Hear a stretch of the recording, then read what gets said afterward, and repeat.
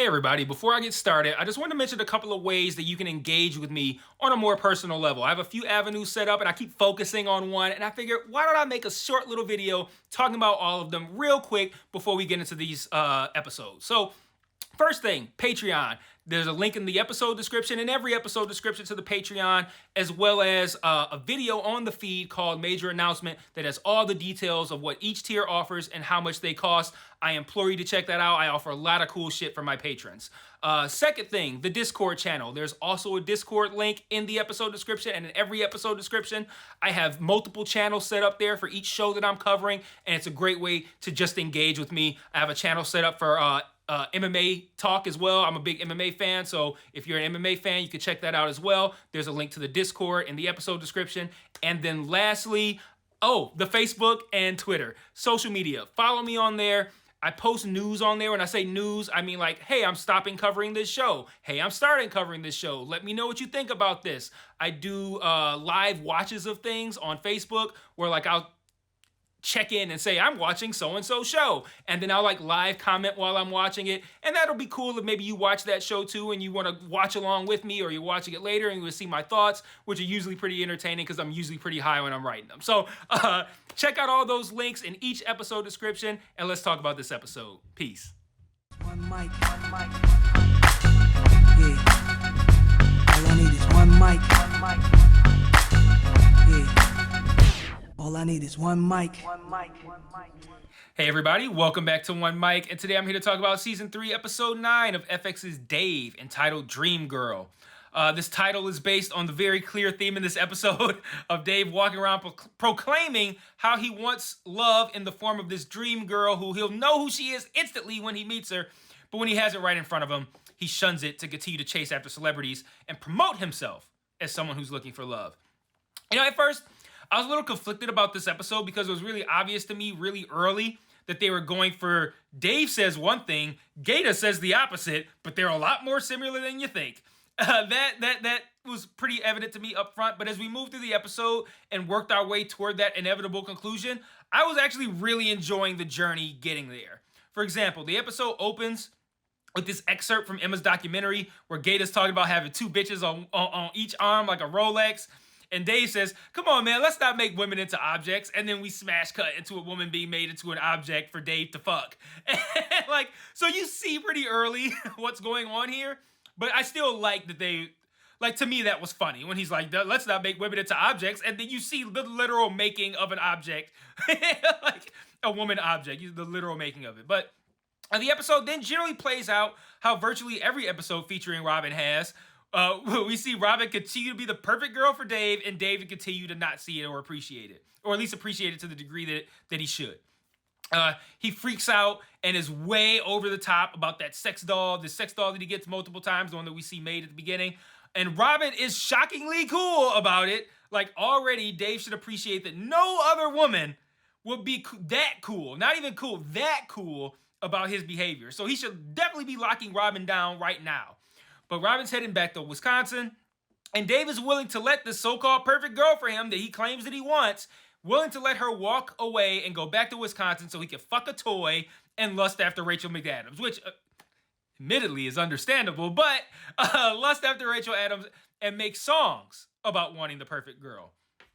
So he hangs out with Rachel, and I really like this scene. Prior to that, he felt like she was ghosting him. It looked like he was left on red, but they go out to eat, and I liked how it opened. Like, it looked like they were on a date that was going terribly, like long, awkward silences and looking at each other until it's revealed that she was listening to the song that he made for her.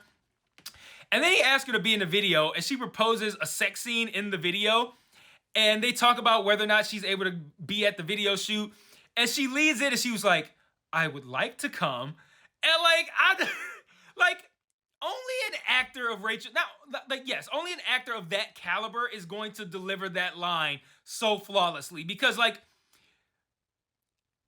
it simultaneously said, I would like to come to the video shoot, and then also it said, for Dave's interpretation of she would like to get fucked and she would like to come. Like, that's the way that he was hearing it. And she only said it the one way, but both interpretations are there, and I really, really liked that. I mentioned earlier how Dave is way over the top about the doll multiple times, but it's the second time when Robin puts makeup on it that's really telling. He's going off on Robin about the importance of the doll, and he's speaking about the doll in terms that he should be speaking about Robin. And then meanwhile, we see more documentary footage of him saying he wants all the stuff that he currently has with Robin, including a line that I think is really telling about why he fucks himself over in these situations. He says, even when my reality is good, I think too much about what's not perfect in that reality. And I'm just like, man, she accepted his behavior after he fell off that bike. She allowed him to be way too hype about the sex doll, and she even let it go when he snapped on her about it. So when Robin earlier dropped the I'm moving to LA bomb and Dave underreacted, and you couple that underreaction and hesitance with the scenes in the documentary of him saying he'll know for sure when the perfect girl arrives, this understandably caused a blow up with Robin. And when she says to him, how much data do you need to decide I'm worthy? You won't commit until you're 100% certain that I'm the absolute best you can do. I said, wow, that perfectly sums up this motherfucker and his issues so well. She nailed it, man. Like that's absolutely what the fuck this guy's issue is. And I love too, again, another show that is putting the work on its characters. That wasn't just a line that sounds like this is a good line to have in a TV show. That is a line that accurately and perfectly describes the character that they have built out over these 3 seasons. So I thought that was a great scene. But not a ton to talk about with this episode. Like I said, great episode. I thought they did a great job of bringing Dave's relationship with Robin to this point. It's worked the entire time. It's working now. And I think watching the hypocrisy of this is what I'm saying I want, and now watch me go after the opposite.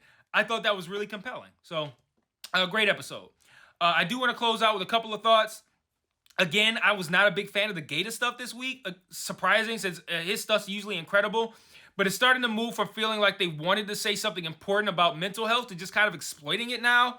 Like, I thought the panel was going to be something great last week, and it was just an avenue to get a bad joke in and present the reality show idea.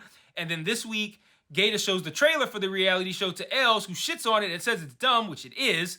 But then Gator makes a really good point about how Els will never be great because he's scared to go after shit. And even though Gator will sometimes put himself out there and look stupid, he'll achieve heights that Els never will because Els isn't willing to take risks. And I'm just like, wow, Gator pulled out some really poignant commentary out of his ass while talking about a house where if he loses, he loses if he goes nuts. Like, how does that conversation result in such poignant commentary? I don't know, but that's Gator, man. And I really like the part last thing. I really like the part of the documentary where they talked about how inspiring Dave was. Like, it's like a heartfelt moment within the episode, but like I also feel like there's probably a lot of truth to those moments. Like Gator, I believe is somebody who's been like rocking with Lil Dicky like before the show. Like if these people knew him back when he was coming up, that like those are probably like their real thoughts. Like they're probably really impressed with what he's made of himself, what he's done for himself, not just musically, but this show. I mean, he's a really good rapper, but like, I don't even know if he has an album like that's even out, let alone good. This show is way better than anything he's done musically, and and I'm only saying that because I don't think he's done a lot musically. Like like most of what I hear from him is like individual songs or freestyles on Sway, things like that. But it's not like he has like a 3 classic album collection. But he has a great fucking show, man, a really great fucking show that I think he should be real fucking proud of. So. I think we're pulling it to the finale next week.